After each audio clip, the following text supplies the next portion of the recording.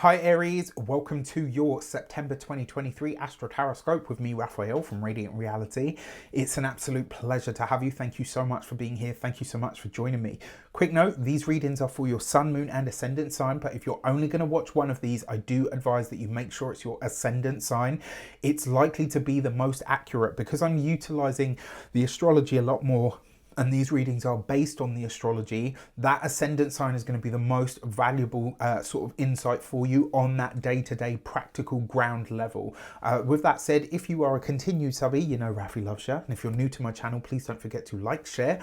If you should so choose and it resonates, hit the subscribe button. Before we start, as always, I would like to bless my decks of cards with all forms of love, light, peace, prosperity and abundance, and I pray that the messages that come through are ultimately clear and concise and help you on your path to your highest vibrational good. So remember as well, these are general readings. Not everything's going to resonate with everybody, but that is just fine. You should always use your own discernment. So the first transit that I want to look at for you guys over the course of September is on the 4th of September.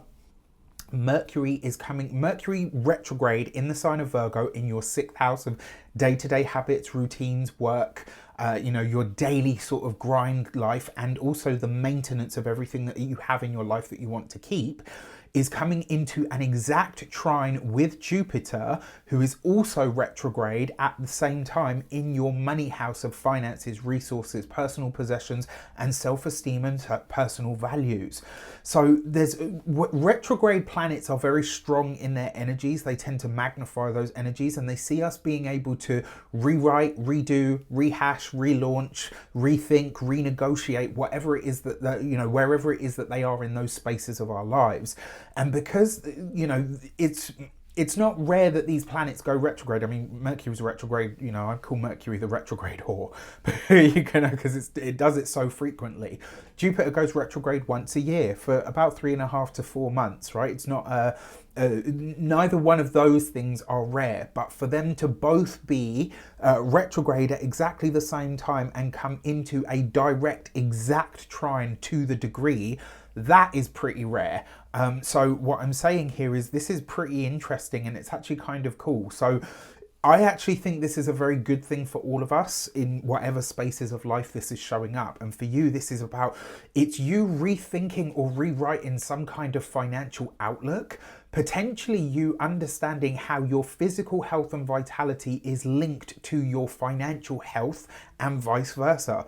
It's also a possibility as well that this is getting you to see how you use your money on a day-to-day level that either is or isn't working for you, and how that either feeds directly into a bad habit, or maybe you've got some bad habits around your finances that you think, you know what, I'm ready to release this. And then you start to realize, wow, you know what, in letting that go or realizing this, I actually start to understand how this is impacting my health at this time as well.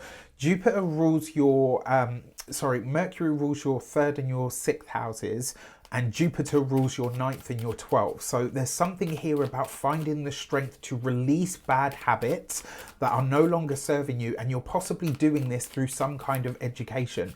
Maybe you take on, maybe you go on a course of some sort, maybe you decide to take some kind of study, maybe you do some kind of training, and through that training you start to understand, like, wow, okay, you know what, this is something that's actually been a hindrance to me that I hadn't even really paid that much attention to. Or maybe you start to value yourself enough, more so than ever before. You rethink what is valuable to you, and you start to say, okay, you know what, I think I can let this go. For this, you have the Page of Cups. You've got the Judgment card, wow, okay, and you've got the Knight of Cups. So there are big changes ahead when it comes to your finances, your money, and also your day-to-day habits and routines. Remember, the Judgment card always issues, it kind of is a big change point, right? Sometimes it shows up as a crossroads. The Knight of Cups is an offer, a solid offer or opportunity. And because I call the Judgment card also the blast from the past, This tells me that there's something from your past, whether this is a relationship, whether it's a friendship, maybe it's a reconnection, maybe it was even a job offer, something from your past that maybe you had often thought about and thought, wow, you know what, I wish I'd gone for that. Or, you know, I wish I had that opportunity come round again. Jupiter retrograde has the energy of being able to bring second chances for things that we genuinely desire or weren't able to move on at a specific point. The Judgment card is a blast from the past, and then you've got the Knight of Cups. This is something from your past that comes back into your future, because retrogrades tend to bring, you know, a Mercury retrograde, old communications, Jupiter retrograde, old opportunities, right? So these are coming back around, and it's like this time you've got the time, the space, the effort, and the energy to put into it. So I absolutely love this for you. Now, on the 8th of September, the Sun is going to trine Jupiter retrograde. So this is happening across those same houses, the second house of money, finances, and resources, personal self-values and esteem. The 6th house of your physical health and vitality, but also your habits, your daily grind, and your routine. It also represents, you know, the 6th house can be enemies as well, people that are a burden or a challenge to us. Now, the Sun is the ruler of your 5th house of gambling, speculative endeavors and matters, maybe even business ideas, and create, you know, our business babies and our creative babies. It is the, you know, the ruler of your children as well. But in a trine to Jupiter, even though Jupiter is retrograde at this time, this is a very lucky energy, right? And the reason it's so lucky is because Jupiter is the planet of luck, but the Sun represents authority, attention. And so these two coming together, the Sun trine Jupiter is known in astrology as one of the luckiest connections or one of the luckiest aspects.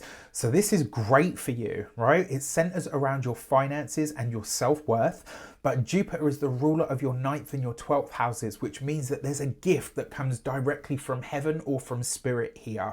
Something that truly makes you really happy, that makes you smile. It could be a gift that is like divinely guided to you in some way, or might feel like that, right? It might feel like, wow, you know, I can't believe this is happening. So the Sun rules authority figures, bosses, you know, can be like father figures as well. Jupiter rules dignitaries, right? People that are celebrities, kings, high up, people that are benefactors that can really help or assist us in some way. So the fact that these two planets are coming together in these spaces, this could be somebody at work that takes you under their wing and says, listen, I'm going to show you the ropes.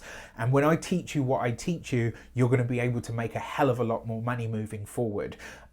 I love this. Now, Jupiter retrograde means that it's likely something that comes back around. So again, this whole thing about second chances, reconnections, I love this.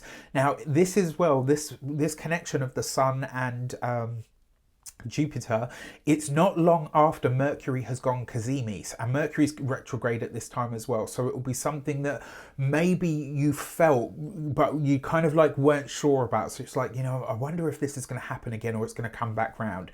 It might even be the return of an old boss or an old colleague, again with an offer, right? And this really feels like this is shaping up a lot. So you might get the communication around the 4th, but then around the 8th, you start to see, okay, this is going to be something tangible or real. For this, you've got the Ace of Cups, beautiful, with the Fool card. So that is, for some of you, this could be pregnancy as well. I wouldn't doubt it. I wouldn't rule it out. You've got this with the 5 of Wands. So in a lot of ways, remember what I said about the 6th house being enemies. This could be where an enemy that you have at work, or maybe just in some other area of your life, is actually is either revealed for who they actually are, or like, let's say you've got someone at work who's trying to sabotage you, right? And, you know, they've been getting away with it up until now. And then all of a sudden, this transit happens. And then, you know, maybe the boss or a superior or someone comes in and just says, look, you've obviously got it out for this person. Like, what is your problem? Like, what is your fixation with this person? Leave them alone. Do you know what I mean? It's like they're called out in some way, shape or form, because the 5 of Wands is a conflict card. The Fool card is a surprise, something that happens that's out of our control. And the Ace of Cups, this is something that we're going to be very happy about. So there are blessings on blessings when it comes to your money, when it comes to your work, and also when it comes to the revealing or the releasing of challenges, you know, haters, all of that kind of stuff in your life. So I'm totally here for it. I also love this for bringing things in that you like, almost offers like that you can't, and probably shouldn't. And you know me, I hate to tell people what they should or shouldn't do, but like this could bring an offer that you probably, it's almost like it's too good to refuse, right? Not too good to be true, but too good to refuse. And I wouldn't either, to be fair. Not with this. I mean, there's so much great energy here for you. Now, on the 16th of the month, Venus is going to square Jupiter retrograde. So this is, again, that Jupiter retrograde in the second house of money, finances, and resources, with Venus in your 5th house of pleasure, joy, romance. This is the last pass of this transit. Think back to June 11th, around that time, what was happening for you around your finances and around your children, your creative ideas and endeavors, anything that you were kind of doing that has like a speculative gamble or a creative feel to it. Whatever was happening for you around those themes, you're going to be revisiting it here for the last time. And what this means is now you have the realization of what has been taking place since June 11th, right? What was being set into motion there, it starts to culminate here. You're probably going to be seeing something in relationships around finances, children, and spirituality potentially very differently, or maybe more clear than you have since, you know, since this transit kind of kicked off. It might be where something is now ready for you to acknowledge and either set into motion or to be released, right? You will definitely be surer and you will definitely be clearer around financial matters in general, especially because at this point Venus is now direct, right? And so yes, you know, Jupiter, sorry, in your 2nd house is still retrograde, but this is the last time these two are connecting. So it's like you're now seeing things in a much clearer light, certainly from or around your children, your creative ideas and endeavors, and maybe even in some kind of spirituality. This is, in effect, it's kind of like what your soul says is the right direction for you and what you think should be happening, right? There's a feeling here that your patience might be required, or it may be like something is, you know, something takes hold or it adjusts itself. So you see it like, and you're kind of like, okay, yeah, this was a ball ache, but actually now I know how to move beyond it. For this, you've got the 4 of Wands with the 6 of Cups and the Magician card. I actually really love this because there's a sense here that something finally makes sense. You're getting a piece of a puzzle here that you look at it and it's like some piece of information that finds you, maybe a connection, maybe, you know, this could be for some of you potentially through work. I actually think this is likely to come through a family member and particularly probably through a sibling.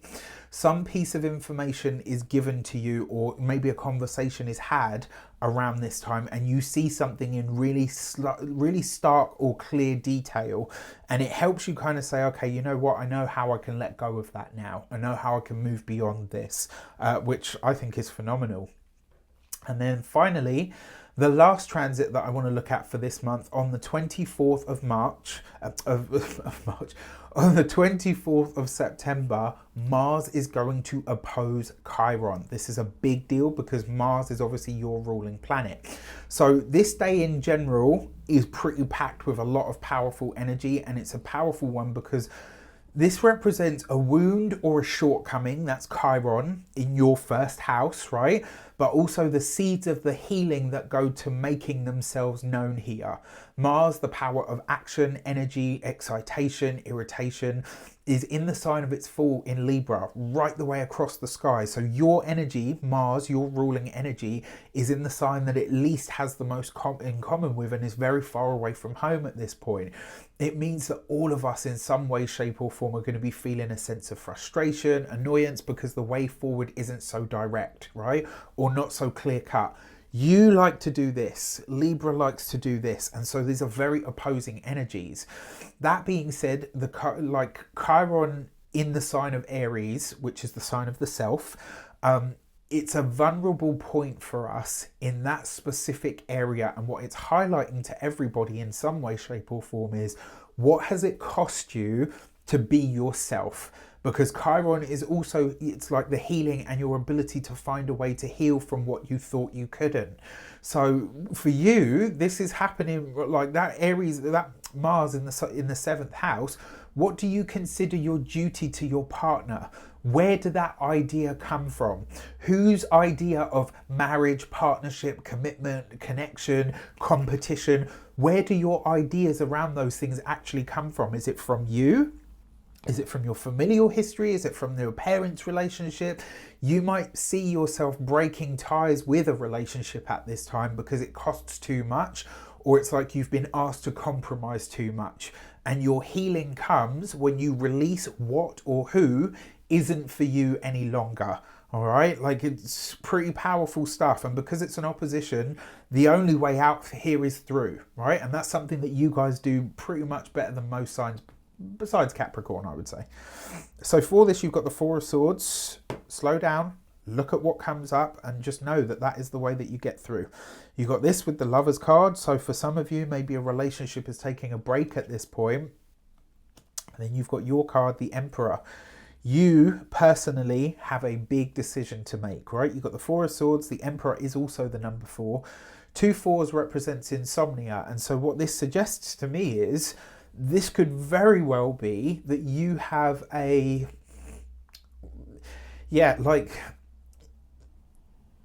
this could be that you have some sleepless nights really trying to figure out, is this relationship, partnership, connection, friendship, significant other, like, is it for me, right? Like, and there's going to be a lot of deliberation here and potentially some moments where you have to kind of say, you know what, I need a break from you to figure out whether this is where this is going where I want it to go, or whether I actually want us to be this connection. All right. So it's not an easy one, that last transit, which is one of the reasons that I brought it up, because I wanted to make sure that everybody was aware of, you know, what was potentially coming up for all of us in some way.